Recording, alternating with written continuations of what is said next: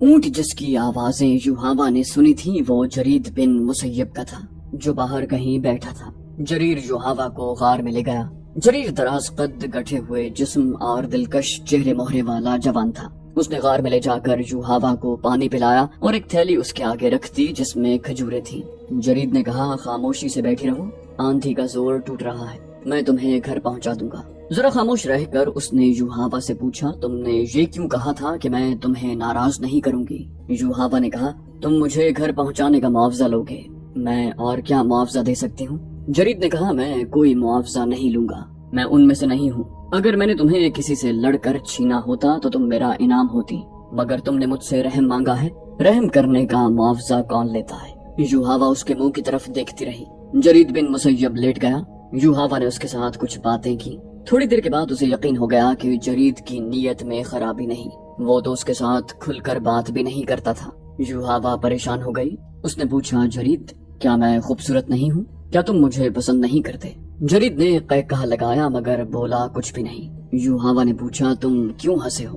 میں تمہاری ہنسی سے ڈر گئی ہوں۔ جرید نے کہا، خدا کی قسم تم بہت خوبصورت ہو، تم میری پسند کی لڑکی ہو، لیکن جس طرح اور جس جگہ تم مجھے ملی ہو یہ مجھے پسند نہیں۔ میری مردانگی کو مت للکارو، تمہارا جسم مجھے بہت اچھا لگتا ہے، لیکن میرے دیوتا مجھ پر لعنت بھیجیں گے کہ میں نے مصیبت میں پھنسی ہوئی لڑکی کا ہاتھ پکڑا اور اس کے جسم کو اپنا انعام سمجھ لیا۔ جرید پھر خاموش ہو گیا۔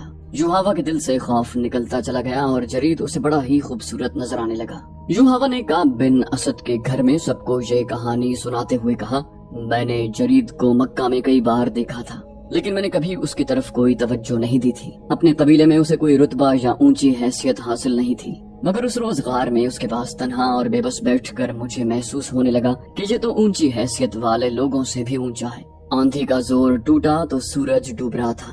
اس نے مجھے کہا، آؤ چلیں۔ میں اس کے پیچھے پیچھے غار سے نکلی۔ کچھ دور اس کا اونٹ ٹیلے کے ساتھ لگا بیٹھا تھا۔ وہ اونٹ پر بیٹھا اور مجھے اپنے پیچھے بٹھا لیا۔ اس کے اشارے پر اونٹ اٹھا اور چل پڑا۔ گرد و غبار صاف ہو گیا تھا۔ میں نے وہ جگہ دیکھی، وہ بڑی ہی ڈراؤنی جگہ تھی۔ میں نے اس جگہ کے متعلق کچھ پراسرار باتیں سنی تھی۔ آندھی میں تو میں دیکھ نہ سکی تھی کہ یہ کون سی جگہ ہے۔ آندھی کے بعد دیکھا تو میرے رونگٹے کھڑے ہو گئے۔ بعض ٹیلے انسانوں کی طرح تھے، ان کا رنگ بھی ڈراؤنا تھا۔ میں شتر سواری جانتی ہوں، اونٹ کو دوڑا سکتی ہوں، لیکن اس شام جرید کے پیچھے اونٹ پر بیٹھے ہوئے میں ڈرنے لگی کہ میں گر پڑوں گی۔ میں نے جرید کی کمر میں بازو ڈال کر اسے مضبوطی سے پکڑا۔ مجھ میں یہ احساس بیدار ہو گیا کہ میں بڑی ہی کمزور لڑکی ہوں اور جرید بن مسیب میرا محافظ ہے۔ آپ کو یہ تو معلوم ہے کہ میں اپنے مذہب کے لیے کیا کر رہی ہوں، لیکن آپ کو یہ معلوم نہیں ہوگا کہ اس راستے پر مجھے میرے باپ نے ڈالا ہے۔ یوحاوا نے انہیں بتایا کہ جب اہل قریش بدر میں مسلمانوں کے ہاتھوں شکست کھا کر آئے تو ان کی عورتوں نے بازو لہرا لہرا کر بین کیے تھے۔ یوحاوا کا باپ کٹر یہودی تھا۔ قریش کی شکست پر اس کے آنسو نکل آئے تھے۔ اس نے کہا تھا کہ قریش کے 1000 جنگجو اگر محمد صلی اللہ علیہ وسلم کے 313 آدمیوں سے شکست کھائے ہیں تو اس سے یہی ظاہر ہوتا ہے کہ محمد صلی اللہ علیہ وسلم کوئی جادو لے کر آئے ہیں۔ اس نے کہا تھا کہ محمد صلی اللہ علیہ وسلم کے پیروکار اسی قبیلہ قریش کے آدمی ہیں، وہ آسمان سے نہیں اترے، پھر وہ جیت کس طرح گئے؟ اس وقت یوحاوا کم سن تھی۔ اگلے روز اس کے باپ نے گھر والوں کو اپنا خواب سنایا جو اس نے گزشتہ رات دیکھا تھا۔ اس نے دیکھا کہ اس کے ہاتھ میں تلوار ہے جو خون سے لال ہے اور اس کے سامنے ایک آدمی زمین پر پڑا تڑپ رہا ہے، اس کے کپڑے خون سے لال ہیں۔ یوحاوا کو معلوم نہیں کہ وہ کون ہے جسے اس نے قتل کر دیا۔ اسے ایک آواز سنائی دیتی ہے، یہ کام تمہیں کرنا ہے۔ تڑپتا ہوا زخمی مر جاتا ہے اور لاش اپنے آپ زمین میں غائب ہو جاتی ہے۔ وہاں سے ایک بڑی خوبصورت اور کمسن لڑکی ابھرتی ہے جس کے ہونٹوں پر مسکراہٹ ہے۔ اس پر اس خواب کا ایسا اثر ہوا کہ وہ لیس بن موشان کے پاس چلا گیا اور اس سے خواب کی تعبیر پوچھی۔ لیس بن موشان نے اسے بتایا کہ وہ اپنی کمسن بیٹی یوحاوا کو اسلام کی جڑیں کاٹنے کے لیے وقف کر دے۔ اس بوڑھے یہودی جادوگر نے یہ پیشن گوئی کی تھی کہ جس نے نبوت کا دعویٰ کیا یعنی نبی کریم صلی اللہ علیہ وآلہ وسلم، وہ اس لڑکی کے ہاتھوں قتل ہوں گے یا یہ لڑکی ان کی نبوت کے خاتمے کا ذریعہ بنے گی۔ اس نے یوحاوا کے باپ سے یہ بھی کہا تھا کہ وہ یوحاوا کو اس کے پاس لے آئے۔ یوحاوا کو لیس بن موشان کے حوالے کر دیا گیا۔ لیس بن موشان نے یوحاوا کی بات کاٹ کر کہا، میں نے اس لڑکی کی تربیت کی ہے، خدا یہودا نے اسے جو حسن اور جو جسم دیا ہے یہ ایک دلکش تلوار ہے یا اسے بڑا میٹھا زہر سمجھ لیں۔ اس نے قریش کو مسلمانوں سے ٹکرانے میں جو کام کیا ہے وہ تم میں سے کوئی نہیں کر سکتا۔ چھوٹے چھوٹے قبیلوں کے سرداروں کو اس لڑکی نے قریش کا اتحادی اور محمد علیہ السلام کا دشمن بنایا ہے۔ اب اس نے محمد صلی اللہ علیہ وسلم کے قتل کا جو انتظام مجھ سے کروایا ہے وہ اسی سے سنو۔ یوحوا نے سنایا کہ لیس بن موشان نے اس میں ایسی جرت اور ایسی عقل پیدا کر دی کہ وہ مردوں پر اپنے حسن کا جادو چلانے کی ماہر ہو گئی۔ حسین لڑکی ہوتے ہوئے اس میں مردوں جیسی جرت آ گئی تھی، لیکن اس کا استاد اسے یہ نہ بتا سکا کہ جس نے عقیدے کو روکنے کا اور جس شخصیت کے قتل کا انہوں نے ارادہ کر رکھا ہے وہ عقیدہ خدا نے اتارا ہے، اور اس شخصیت کو خدا نے اس عقیدے کے فروغ کے لیے رسالت عطا کی ہے۔ یوحوا کی تربیت ایسی ہی ہوئی کہ وہ اپنے مذہب کو دنیا کا واحد سچا مذہب سمجھتی رہی اور یہ نہ سمجھ سکی کہ حق پرستوں پر اللہ کا ہاتھ ہوتا ہے۔ خدا نے اسے آندھی میں تنہا پھینک دیا، لیکن وہ خدا کا یہ اشارہ سمجھ نہ سکی۔ کہاں وہ جرت کے مقابلے میں اپنے آپ کو مردوں کے برابر سمجھتی تھی، کہاں وہ ایک کمزور اور بے بس لڑکی بن گئی۔ وہ مرد کے جسم سے نا آشنا نہیں تھی۔ جرید بن مسیب کا جسم بھی ایک مرد کا ہی جسم تھا، لیکن اس جسم کو وہ مقدس اور پاک سمجھنے لگی اور جرید اسے فرشتہ لگنے لگا۔ وجہ یہ تھی کہ وہ اس کے حسین چہرے، ریشم جیسے بالوں اور دلکش جسم سے ذرا بھی متاثر نہ ہوا۔ یوحوا پر جرید کے اس رویے کا یہ اثر ہوا کہ وہ جرید کے جسم میں کشش محسوس کرنے لگی۔ مکہ دور نہیں تھا۔ شام کے بعد جب رات گہری ہو چکی تھی، جرید نے یوحوا کو اس کے گھر پہنچا دیا۔ یوحوا کے قلعہ نما مکان کا دروازہ کھلا تو اس کا باپ پریشان نظر آیا۔ اسے توقع نہیں تھی کہ اس کی بیٹی زندہ واپس آ جائے گی۔ انہوں نے جرید کو روک لیا اور شراب سے اس کی تواضع کی۔ جرید جب چلا گیا تو یوحوا نے اپنی ذات میں خلا محسوس کیا۔ دوسرے ہی روز اس نے جرید کو پیغام بھیجا کہ اسے ملے۔ جرید آ گیا۔ یہ ایک جذباتی ملاقات تھی۔ جرید نے یہ ملاقات جذبات تک ہی رکھی۔ اس کے بعد ان کی ملاقاتیں ہوتی رہیں اور جرید کے دل میں بھی یوحوا کی محبت پیدا ہو گئی۔ یہ محبت پاک رہی۔ یوحوا حیران تھی کہ اس کے اندر پاکیزہ اور والہانہ محبت کے جذبات موجود ہیں۔ ایک روز جرید نے یوحوا سے پوچھا کہ وہ اس سے شادی کیوں نہیں کر لیتی۔ یوحوا نے جواب دیا، نہیں، میں تمہارے جسم کی پوجا کرتی ہوں، شادی ہو گئی تو جذبات مر جائیں گے۔ جرید نے اسے کہا، میری بیٹیاں ہیں، بیٹا کوئی نہیں، میں دوسری شادی کرنا چاہتا ہوں، مجھے بیٹا چاہیے۔ یوحوا سوچ میں پڑ گئی۔ وہ جرید بن مسیب کی یہ خواہش پوری کرنا چاہتی تھی۔ اسے ایک رستہ نظر آ گیا۔ یوحوا نے کہا، ہمارا ایک بزرگ ہے لیس بن موشان، اس کے پاس کوئی علم ہے، اس کے ہاتھ میں کوئی طاقت ہے، مجھے امید ہے کہ وہ اپنے علم اور عمل کے زور سے تمہیں اسی بیوی سے بیٹا دے گا، تم میرے ساتھ چلو، وہ میرا عطالیق ہے۔ جرید بن مسیب اس کے ساتھ لیس بن موشان کے پاس جانے کے لیے تیار ہو گیا۔ ان کی دوستی دو آدمیوں یا دو عورتوں کی صورت اختیار کر گئی تھی۔ وہ جب اکٹھے بیٹھتے تو رسول کریم صلی اللہ علیہ وسلم کے خلاف باتیں کرتے، اسلام کے فروغ کو روکنے کے منصوبے بھی بناتے، لیکن جرید مسلمانوں کے خلاف کسی جنگی کارروائی میں شریک نہ ہوتا۔ یوحوا کو اس کی یہ بات پسند نہ تھی، وہ اسے اکساتی اور بھڑکاتی۔ جرید بن مسیب نے اسے ایک روز فیصلے کے لہجے میں کہہ دیا، میرا مذہب تم ہو، تم میری بیوی نہیں بن سکتی تو نہ صحیح، میں تمہیں دیکھے بغیر زندہ نہیں رہ سکتا۔ یوحوا نے اسے کہا تھا، میں تمہیں ایک راز بتا دیتی ہوں جرید، میں کسی کی بھی بیوی نہیں بنوں گی، میرے باپ نے میری زندگی یہودیت کے لیے وقف کر دی ہے۔ لیس بن موشان نے مجھے یہ فرض سونپا ہے کہ اسلام کے زیادہ سے زیادہ دشمن پیدا کروں۔ میرے دل میں اپنے مذہب کے بعد صرف تمہاری محبت ہے، مجھے تم اپنی ملکیت سمجھو۔ ایک روز جرید یوحوا کے ساتھ لیس بن موشان سے ملنے اس کے پاس چلا گیا۔ یوحوا اسے لیس بن موشان کے سامنے لے جانے کی بجائے پہلے خود اندر گئی اور اس نے لیس کو صاف الفاظ میں بتایا کہ وہ جرید کو محبت کا دیوتا سمجھتی ہے۔ اس نے لیس بن موشان کو بتایا کہ جرید نے اسے موت کے منہ سے نکالا تھا۔ اس نے لیس کو بتایا کہ جرید کی بیٹیاں ہیں، بیٹا ایک بھی نہیں۔ یوحوا نے پوچھا، کیا آپ کے علم میں اتنی طاقت ہے کہ جرید کی بیوی کے بدن سے لڑکا پیدا ہو؟ لیس بن موشان نے کہا کہ کیا نہیں ہو سکتا، پہلے میں اسے دیکھوں گا، پھر میں بتا سکوں گا کہ مجھے کیا کرنا پڑے گا، اسے میرے پاس بھیج دو۔ یوحوا نے اسے اندر بھیج دیا اور خود باہر کھڑی رہی۔ بہت سا وقت گزر جانے کے بعد لیس بن موشان نے جرید کو باہر بھیج کر یوحوا کو اندر بلا لیا۔ بولا، جو شخص تم جیسی خوبصورت اور دلکش لڑکی کے ساتھ اتنا عرصہ پاک محبت کر سکتا ہے وہ بہت ہی مضبوط شخصیت کا آدمی ہے، یا وہ اس قدر کمزور شخصیت کا ہو سکتا ہے کہ تمہارے حسن کا جادو اپنے اوپر طاری کر کے تمہارا غلام ہو جائے۔ یوحوا نے کہا، جرید مضبوط شخصیت کا آدمی ہے۔ لیس بن موشان نے کہا، جرید کی ذات بہت کمزور ہے، میں نے تمہارے متعلق اس کے ساتھ کوئی بات نہیں کی، میں نے اس کی ذات میں اتر کر معلوم کر لیا ہے۔ یہ شخص تمہارے طلسم کا اسیر ہے۔ یوحاوا نے کہا، مقدس اتالیق، آپ اس کے متعلق ایسی باتیں کیوں کر رہے ہیں؟ میں اسے ایک بیٹا دینا چاہتی ہوں۔ مجھے اس کے ساتھ اتنی محبت ہے کہ میں نے یہ بھی سوچ رکھا ہے کہ میں اس کے بیٹے کو جنم دوں۔ بوڑھے لیس نے کہا، نہیں لڑکی، تمہاری کوکھ سے اس کا بیٹا جنم نہیں لے گا۔ یہ شخص ذریعہ بنے گا اس فرض کا جو خدائے یہودا نے مجھے اور تمہیں سونپا ہے۔ یوحاوا خاموشی سے لیس بن موشان کے چہرے پر نظریں جمائے ہوئے تھی۔ وہ بولا، جسے تم اپنی محبت کا دیوتا سمجھتی ہو، وہ اس شخص کو قتل کرے گا جو کہتا ہے کہ اسے خدا نے نبوت دی ہے۔ جرید سے زیادہ موزوں آدمی اور کوئی نہیں ہوگا۔ یوحاوا نے پوچھا، کیا آپ پیشن گوئی کر رہے ہیں؟ یہ کس طرح قتل کرے گا؟ لیس بولا، اسے میں تیار کروں گا۔ یوحاوا نے کہا، یہ تیار نہیں ہوگا۔ یہ کہا کرتا ہے کہ اس کا کوئی مذہب نہیں۔ محمد صلی اللہ علیہ وسلم کو یہ اپنا دشمن نہیں سمجھتا، قتل و غارت کو پسند نہیں کرتا۔ بوڑھے لیس نے کہا، یہ سب کچھ کرے گا، اس کے ذہن پر میرا قبضہ ہوگا، تم میرے ساتھ ہوگی۔ 3 روز تک یہ سورج کی روشنی نہیں دیکھے گا۔ جب ہم اسے باہر نکالیں گے تو یہ ایک ہی بات کہے گا، کہاں ہے خدا کا نبی؟ وہ ہم میں سے ہے، میں اسے زندہ نہیں رہنے دوں گا۔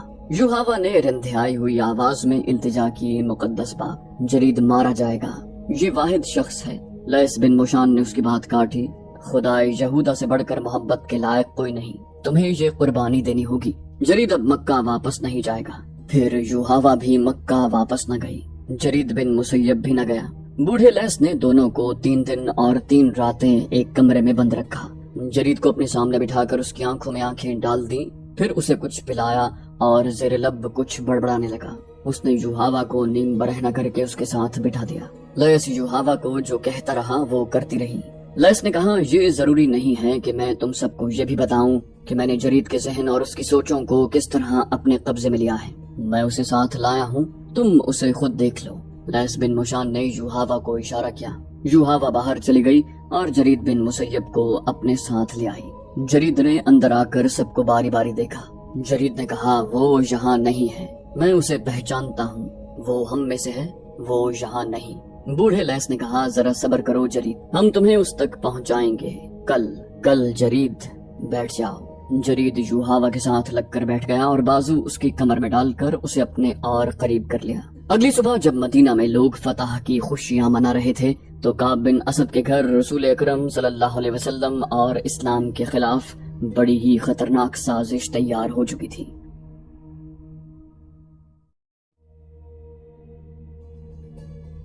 رسول کریم صلی اللہ علیہ وسلم کو یاد دلایا گیا کہ بنو قریظہ نے، جس کا سردار کعب بن اسد تھا، مدینے کے محاصرے کے دوران اہل قریش اور غطفان کے ساتھ جو خفیہ معاہدہ کیا تھا، جسے نعیم بن مسعود رضی اللہ عنہ نے بڑی دانش مندی سے بیکار کر دیا۔ یہ واقعہ بھی 2-4 روز پہلے کا تھا، جس میں رسول اللہ صلی اللہ علیہ وسلم کی پھوپھی حضرت صفیہ رضی اللہ عنہ نے ایک یہودی مخبر کو قتل کیا تھا۔ یہ مخبر اس چھوٹے سے قلعے میں داخل ہونے کا رستہ دیکھ رہا تھا جس میں مسلمانوں کی عورتیں اور ان کے بچوں کو رکھا گیا تھا۔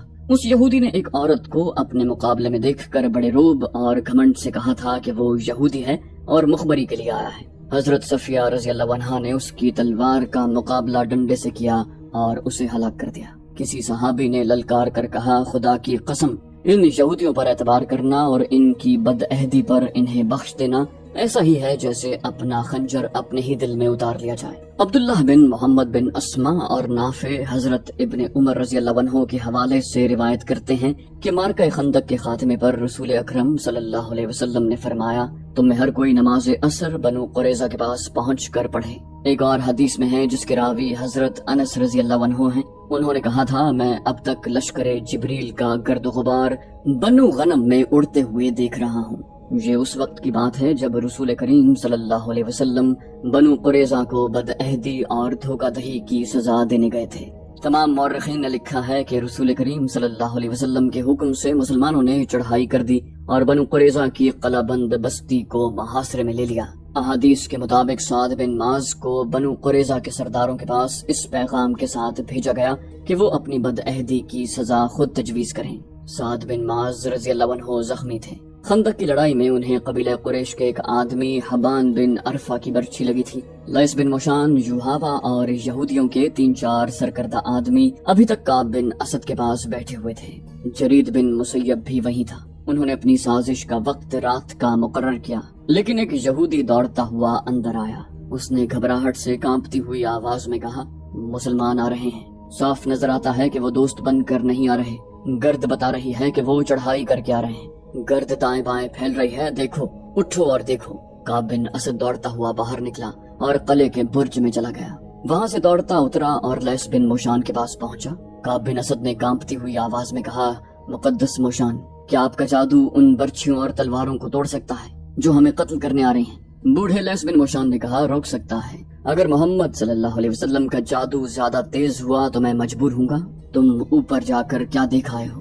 کعب بن اسد نے کہا، خدائے یہودا کی قسم، یہ مخبری نعیم بن مسعود نے کی ہے، مجھے معلوم نہیں تھا کہ وہ مسلمان ہو چکا ہے، مسلمان محاصرے کی ترتیب میں آ رہے ہیں، ہم نکل نہیں سکیں گے۔ لیس بن موشان نے کہا، ان دونوں کو نکال دو، یوحابا جرید کو ساتھ لے کر پچھلے دروازے سے نکل جاؤ، میں تمہارے پیچھے پیچھے آ رہا ہوں۔ کعب بن اسد نے کہا، آپ اوپر کیوں نہیں جاتے لیس بن موشان؟ آپ کا وہ علم اور وہ جادو کہاں گیا جو آپ؟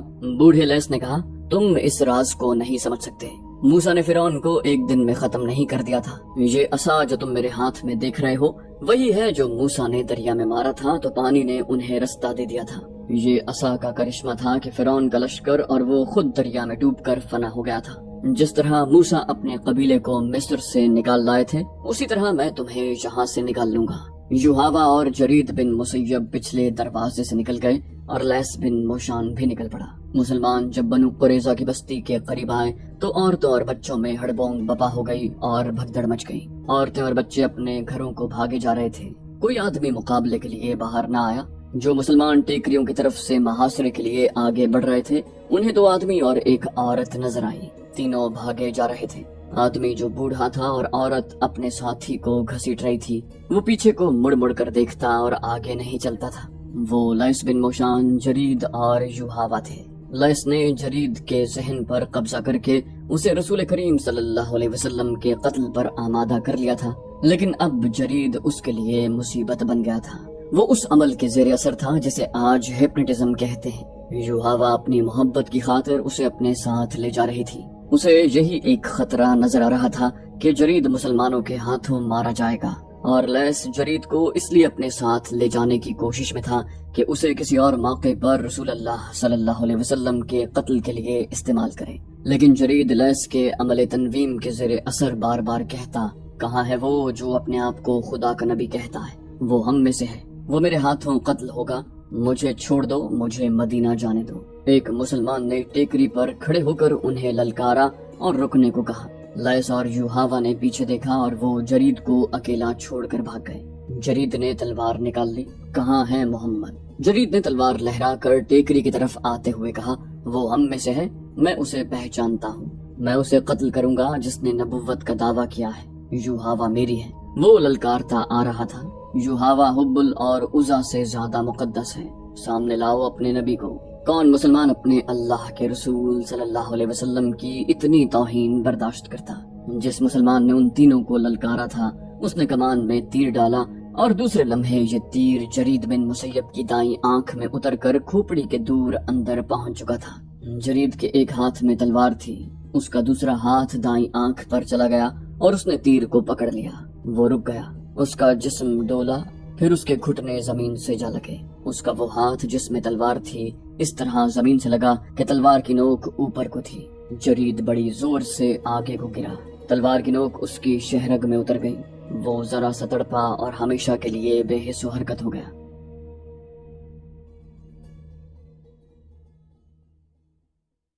تو دوستو یہ تھی ہماری آج کی ایپیسوڈ، امید کرتے ہیں آپ کو ہماری ایپیسوڈ پسند آئی ہوگی۔ جانے سے پہلے اس ویڈیو کو لائک، شیئر اور کامنٹ کرنا مت بھولیے، اور اگر آپ ہمارے چینل پر نئے ہیں تو اسے سبسکرائب کیجیے اور بیل آئیکن پر کلک کیجیے تاکہ آپ کو تمام ویڈیوز فوراً ملتی رہیں۔ اگلی ویڈیو تک کے لیے اپنا خیال رکھیے، اللہ حافظ۔